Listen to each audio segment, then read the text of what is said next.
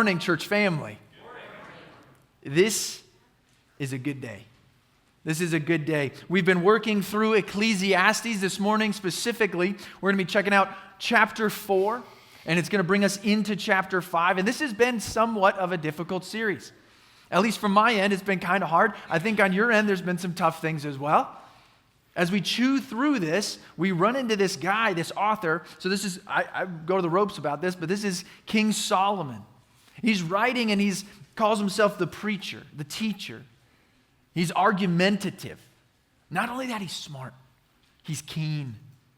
As we've worked through this, he's showing us that a lot of these arguments that we're bringing up, that we're trying to fight back with him about, he's already defeated that argument, is moving on.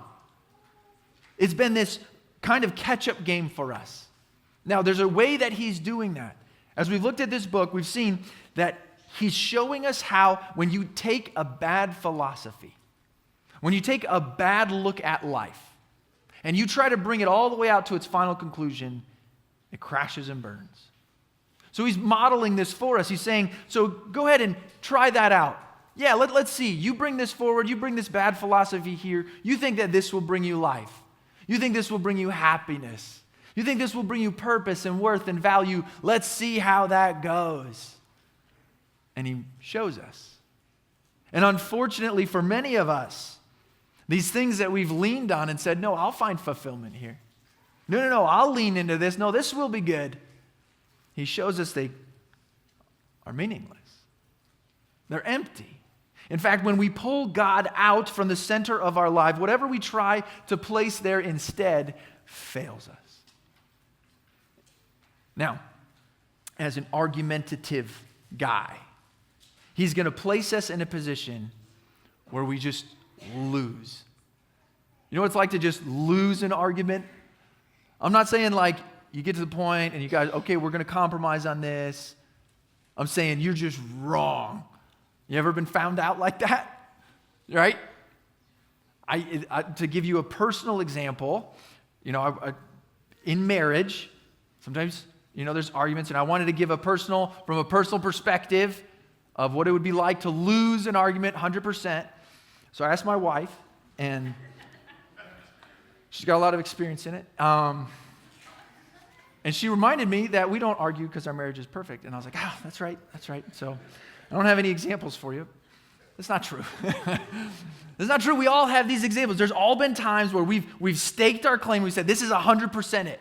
I'm positive. I'm sure it's in the fridge. And you climb all the way out on that limb. And there's somebody there at the base, like, and down you go. And you're just wrong. Now, there's a moment. There's a moment when you're wrong. And you have a choice. A lot of people, when they're put in that corner, there are a couple things will happen. Usually they stomp off. Sometimes they give you the victory, right? Sometimes they admit it, but it's usually not with a good attitude. Fine, we'll do it your way. You're right. I'm wrong. Whatever you say, blah, blah, blah. Right? That's an attitude. Sometimes they keep going, just digging deeper into the hole. But rarely does someone who's proven 100% wrong say, you're right. I'm listening. Show me the better way. Today, the preacher is going to give us that opportunity. With chapters of arguments behind us and a few more to go in front of us, he brings us to this point where he's going to offer us the chance to say, you're right. I'm listening. Show me. I want you to imagine meeting this guy, the preacher. He's in his old man era, right? He's on the porch. Creaky chair. He's just rocking, watching the world go by. He's got all sorts of little isms that he says. You know this guy. Not only that, he's got a keen eye. He can see what's happening. Like a mechanic who can listen and just tell you what's wrong. He can look into people's lives and he can peer down and just into the deepest chambers he can tell you what's going wrong because he's been there. And as he sits on his porch and he sees people go by and make the same mistakes he did over and over again, we walk up on that porch and you get to meet him.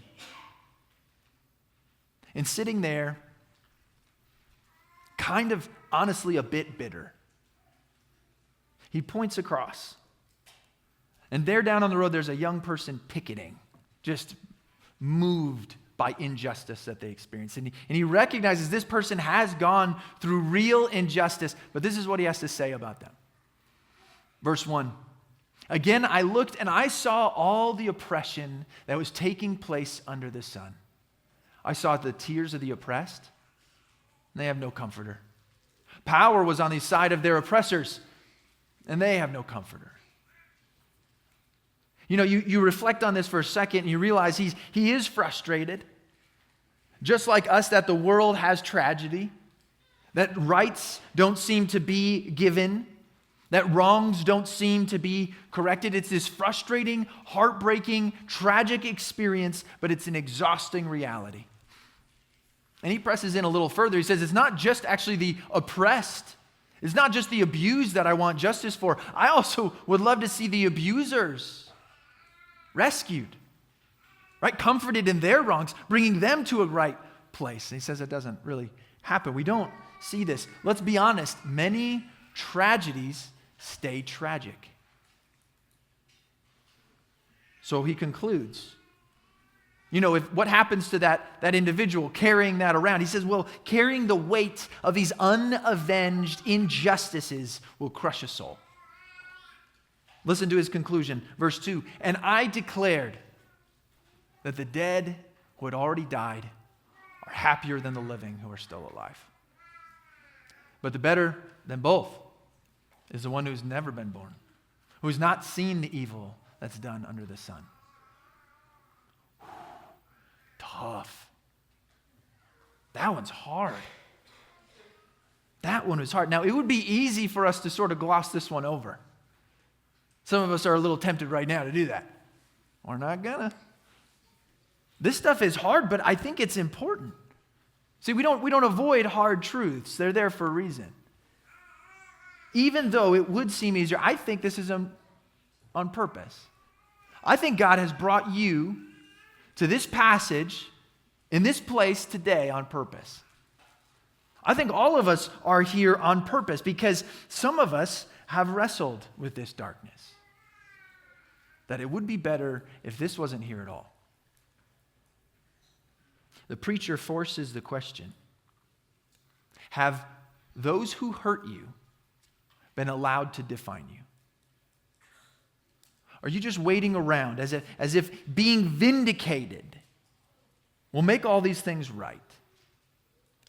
If justice was going to come, would that finally convince you that you aren't worthless? If things were to change, if they finally got what was coming, would it finally convince you that you don't deserve what happened to you? Because be aware, you probably won't get that in this life.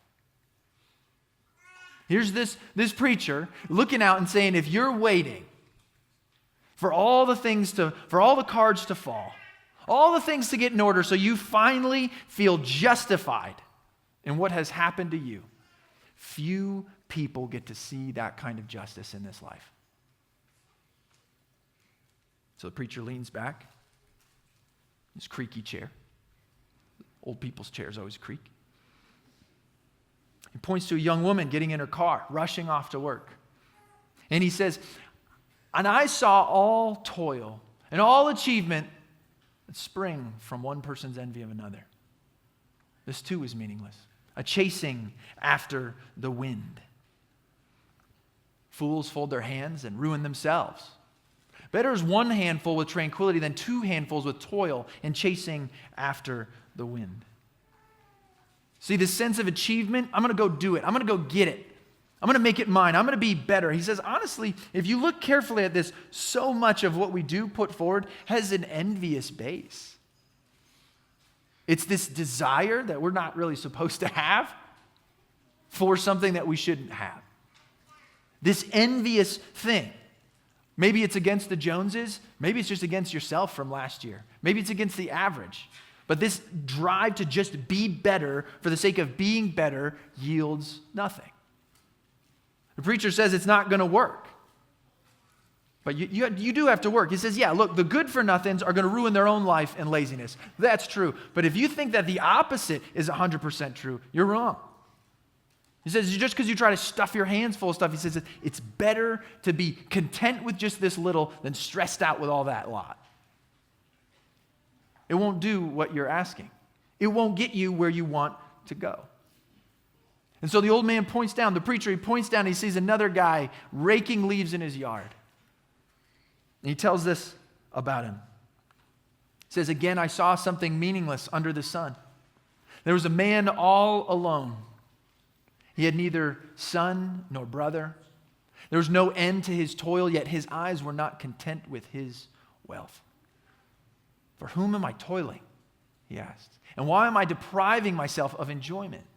This too is meaningless, a miserable business. Do you know this guy? Do you know people like this? All the resource and yet they have nothing. All the resource and they have nothing. See, they've poured themselves out with this focus on their own toil, their own work, their own time, everything under the sun. That toil, that work that spins on and on. But they forego making lasting relationships. And so even though they do accumulate a lot, they have very, very little. Now, this is interesting because if you recall, not too long ago, the preacher was talking about not finding all this fulfillment in these relationships, and yet here he's saying, hold on, it's not in isolation either. In fact, that's what he goes on to prove. He explains the logic that life is better with good people around you. That much is true. Look, in verse 9, 2 are better than 1 because they have a good return for their labor. If either of them falls down, one can help the other up. But pity anyone who falls and has no one to help them up. Also, if 2 lie down together, they will keep warm. But how can one keep warm alone? Though one may be overpowered, 2 can defend themselves. A cord of 3 strands is not quickly broken. This is not a complex point. He says, look, life is hard, and it's harder when you're alone. Life is hard, and it's harder when you're lonely. Life is not meant to be lived in isolation, yet many do to try to solve the problems that we ran into earlier. Right? Well, if money's not going to do anything, I can cut enough people out that my personal return is better. He says, this isn't going to work for you. You're going to run out of this room pretty quick. You know, this is a common passage in wedding ceremonies, which if you're reading the whole book of Ecclesiastes, is like, I don't know. But it does make sense. The concept here is that good relationships give us strength in life. So track with me on this, all right? There's this old grumpy guy. He's on the porch. He's telling us all these things. He tells us, don't be so certain that you're going to get to see all this justice. Don't be so caught up in accomplishing everything that you think you can do. Don't think that you're going to be able to get out there and do it alone.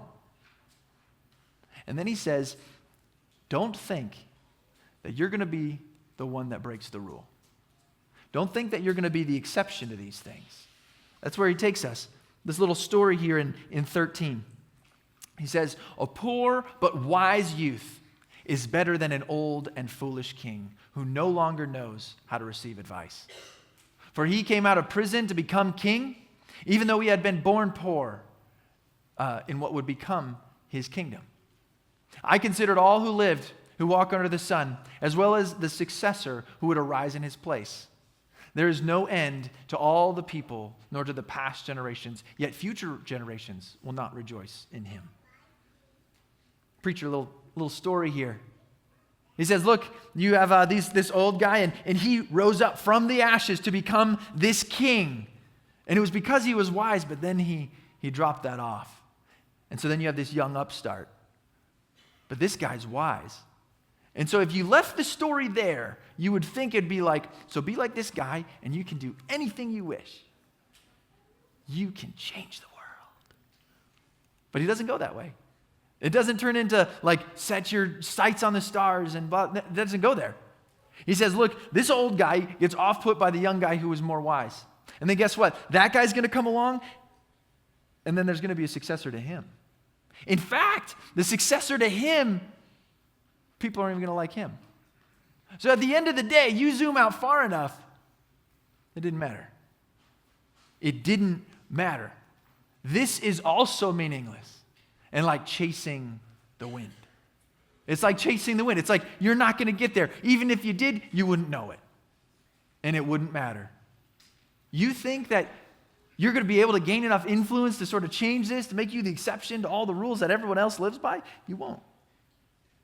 You won't. And at this point, we just want to leave the porch. We're like, this guy's a downer. He's kind of an old coot. He's kind of mean. I don't want to be here anymore. I don't want to listen to this anymore.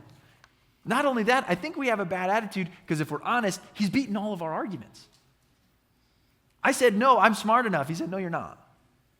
Hey, well, I'm unique enough. No, you're not. I have enough of a position. I have enough of a family. I come from this. I have this. And he says, no, you don't. That's been tried. That won't work. And so here's what we do. We give in with a bad attitude. Fine. You win. We'll do it your way. Okay, I'll go. I'll pray. I'll go to church. I'll do the thing. I'll go to the temple. I'll do the sacrifice. Fine. I'll do it, whatever you say, because you're right and I'm wrong. And he's not going to let us do that. This is why. I think this is really interesting. I would argue here that thematically, this next section, these next verses change everything. I think that from a theme point of view, from a literary thematic view, this next section is actually the peak of the chiasm of this book. That he started with this premise, and then he's been building these arguments all the way up, and like a mountain, we get to this next section in chapter 5. And it's like this is the peak of the mountain, just peeking over the clouds. And he's going to say some things that just blast with this fresh air to prove this point. And then as we follow, he's going to layer those arguments back in and then give us the final conclusion. But right now, in this next section, is this peak, is a moment where it's going to change what we've been thinking. And almost randomly, he starts talking about worshiping God. Right? So put yourself back in this. We want to say, fine, we'll do it your dumb way because nothing we do matters and you're so smart and blah, blah. We want to say that. We want to just have a bad attitude to this, but before we can, he grabs your wrist and in a stern voice, he warns us, playing around with God will end poorly. This is a bad idea, what you're about to do. Chapter 5, verse 1. Guard your steps when you go to the house of God. Go near to listen rather than to offer the sacrifice of fools who do not know that they do wrong. He says, watch your step. Don't think that you're so special. Watch your step. Be careful. Don't just show up to this and just do the things because you think that you're going to get some inside corner on how God works. You're not. Don't think that this is just some game that fools can play and win. God sees that. God knows. Look, at this point in Israel, you'd have this temple, right? And God would say, hey, I'm going to dwell in that temple, like in a physical place within that temple. So God's presence is there. So you would need to come to that temple and you would do okay, I'm going to show up. I'm going to do my sacrifices. The priest is going to do his thing. I gave my money. I have a prayer that I'm going to say. Look, I did my thing. I'm going back. Now I get to go back to my real life. He says, don't you dare. Watch your step. You say, no, I did my thing. Look, God and I have an agreement. A friend of mine told me this past week. He said, I used to not come to church or anything and say that God and me had an agreement. And now I realize that God wasn't really in our agreement. I think many people have shown up to church this morning all across the world and they don't realize that God rejects it. That is false.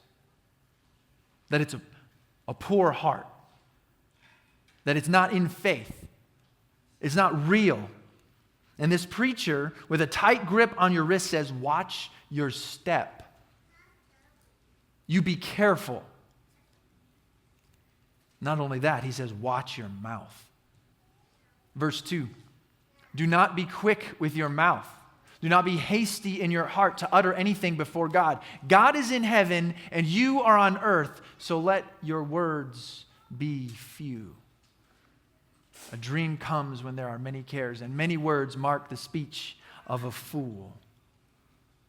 See, people live and people talk as if God can't see them outside of church. Have you noticed that? Have you ever done that? That people pray and they pray these elaborate prayers or repetitive fancy. They pray selfish prayers. They pray like God doesn't know what they were just doing with their mouth. They pray like God doesn't know who they were just tearing down. As if God doesn't know it's fake. God knows. God knows when we're pretending. God knows when it's not real. God knows when we're hiding things. God knows the gossip that you spewed and the lies that you told and the corners that you cut. God knows these things. And when we show up with a facade on, not just to others, that's not what I'm talking about. I'm talking about to Him. I'm talking about being untrue to Him. God sees us. God knows. God is in heaven and you are on earth. Watch your mouth. Be careful. Be careful what you say. Not understanding who's listening to you. Are you kidding? God knows. That's not even the worst of it. Look at verse 4. When you make a vow to God, do not delay to fulfill it. He has no pleasure in fools. Fulfill your vow.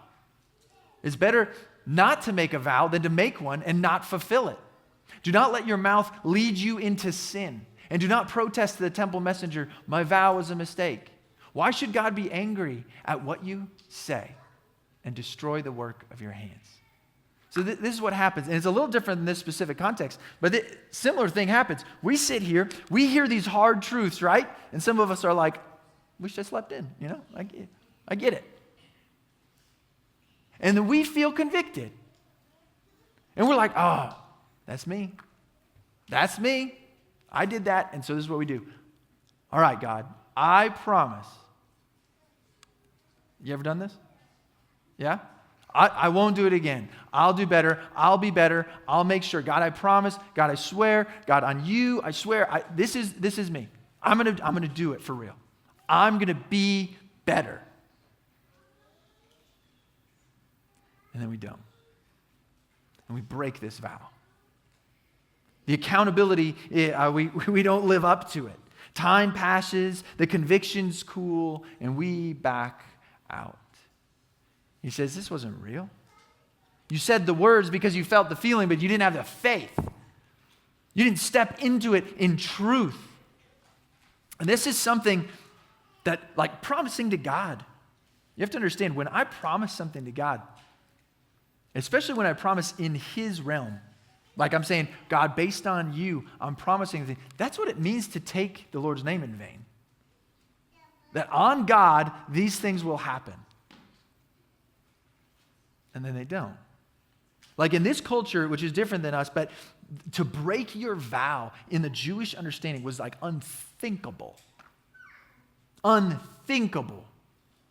Because they had a true understanding of what this means. Like to make God angry at you because you said you'd do something that you didn't even need to say to the beginning. Watch your mouth. Don't just, oh, I lost my argument. I have a bad attitude. God put me in a corner. My life's not going how I want. I feel sad about it. I feel angry about it. Fine. I'll do whatever you want me to do, God. And you say things and you do things. He says, watch your step. Watch your mouth. You be careful. Don't forget who you're talking to. Really, watch your heart. That's where he goes with this. Verse 7, much dreaming and many words are meaningless. Therefore, fear God. Fear God.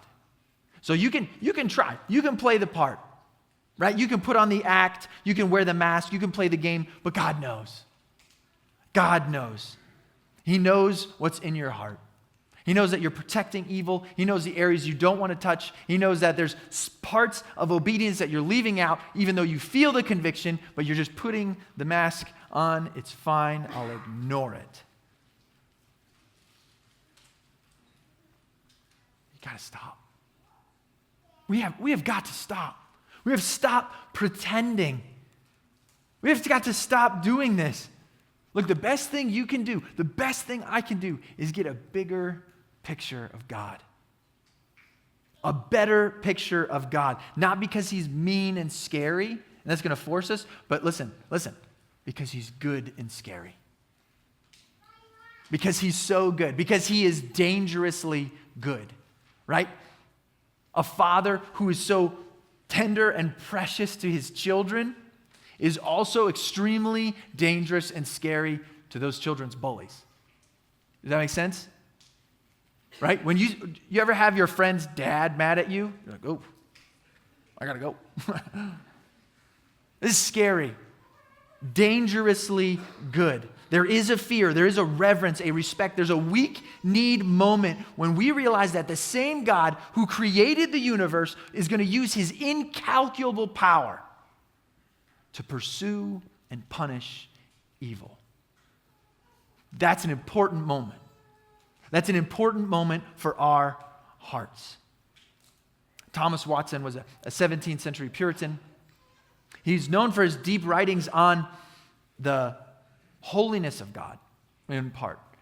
And he once said this, God's holiness is the terror of the wicked, but the comfort to the godly.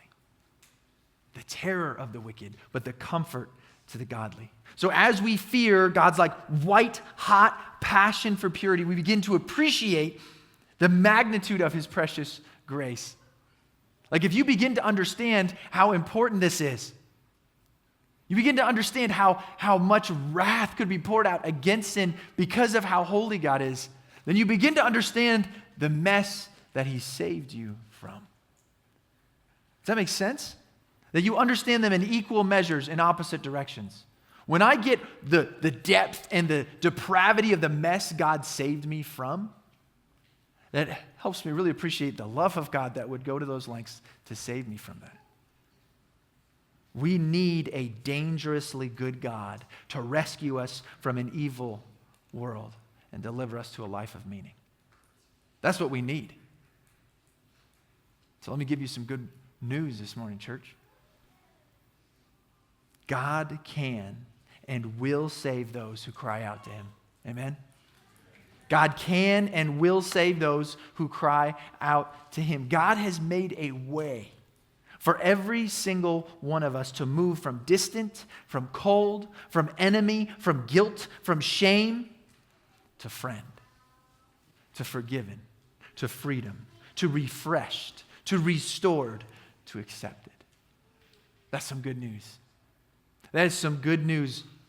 Because as we were separated from him by that guilt, right, by that injustice that we've perpetrated, listen, God moved toward us. You think about that? That God moved toward us. He made a way to be with us. Even in this passage, he talks about the temple. And that was like part way of the plan.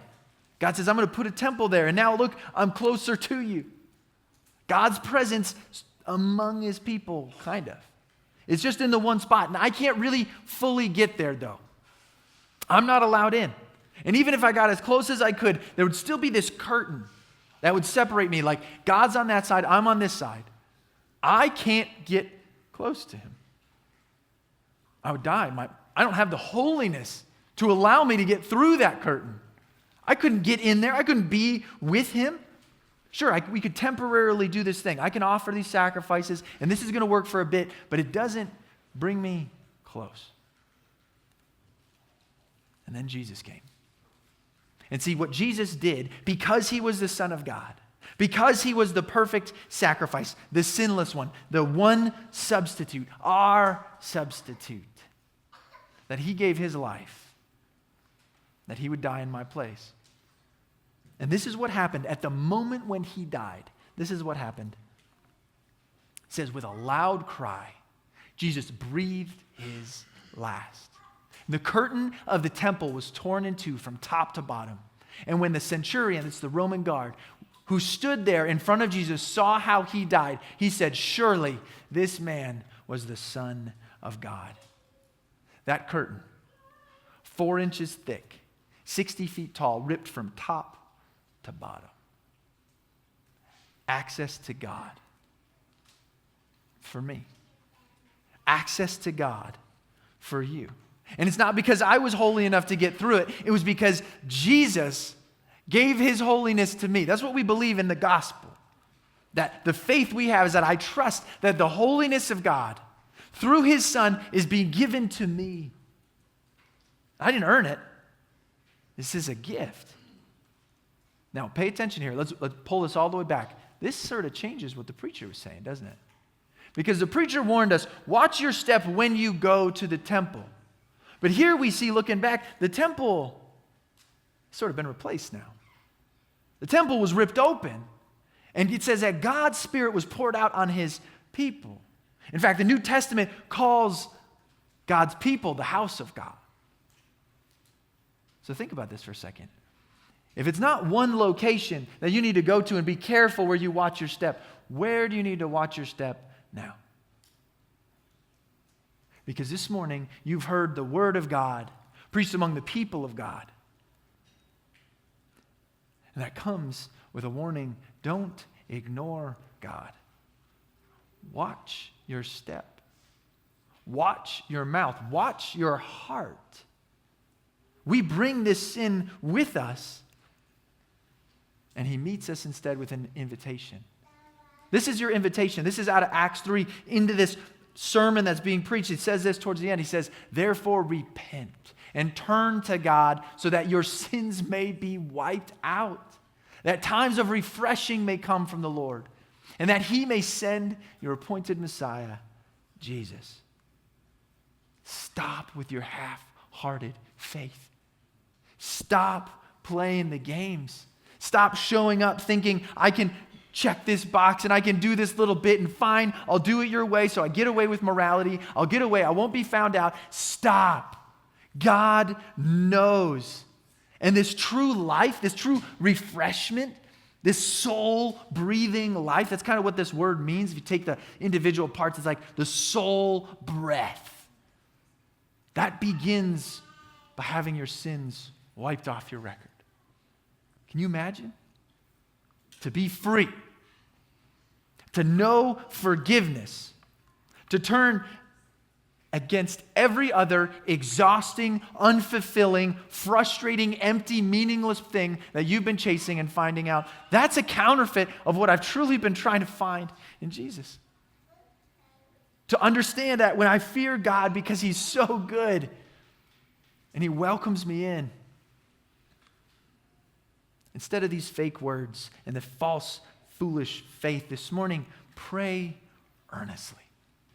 Listen, you want to pray things that matter. This morning, I want our hearts, I want them to pray, refresh me, restore me, replace my heart.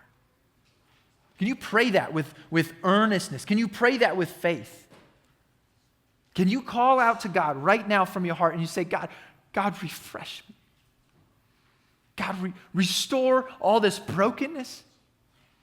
Replace this heart that's been faithless, that's been broken, that's chosen the wrong again and again. Lord, help me. Whether it's your first time because you've said, I've never known refreshment. I've never known Jesus.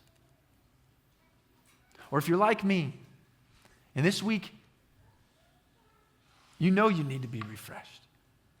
You know there's moments that need to be restored from. You know that you have given your heart away to things that are not, and you say, God, please refresh me. Restore me. Replace my heart. Because that's what he does. That's what he's always done. This has been God's plan. That's what he's appointed. It's what he's designed to take place. We come to him and we pray, and he puts faith in us and we grow. He puts life in us and we change. That's his grace. That in this moment, we come to him in this weakness and he meets us. Ask him. That's the vision for your life. And not just you, but us. That God would refresh us. That he would restore us. That he would replace our collective heart. That Westmark Church, as a church, would be a community of authentic believers living out this refreshing new life.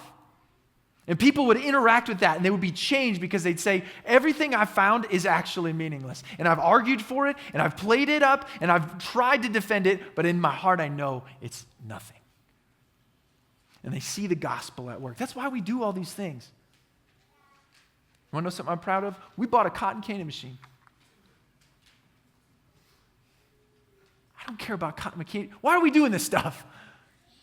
Because there's people who need to know. That's why we do these outreaches and we put up bounce houses. That's why we're going to knock on doors. That's why, because people need to know Jesus is real. He is the Son of God. He did come back to life, and there is new refreshment available. Restoration is possible. New life. It's for every one of us. A perfect example, you want to walk this out? Perfect example. Next week is baptisms. Have you been baptized? You should be. You should stand up with the billions of other voices who have stood up in the world and said, I believe. Jesus saved me. He is real. And every step we take in faith is a new welcoming of that refreshment, of that truth. And if you're somebody who's wrestling with this, say, I don't fully understand, I want to know more. If you're saying, yes, this is me, I want to take this step. You're saying, I want to be baptized next week. You're saying, there's something in my life that I need help with. I'm inviting you to be courageous enough to come talk to us. There's going to be elders, there's going to be staff up here. Come talk to us after the gathering. We want to share in that with you and help you. Finally, another thing that we get to share in because of this is we get to share in communion. We get to celebrate what it means that as baptized believers, we get to partake in this together. We get to recommit ourselves to following him, to being close to him, for where he has been faithful in his promises and we have not. Because you and I both know we have not watched our step, and we have not watched our mouth, and we have not watched our heart. And we can come back and we can say, Jesus, I've left you, but I know you haven't left me. And I recommit to following. I repromise myself to you today. And together, physically experience this symbol of forgiveness and closeness with God through faith in Jesus.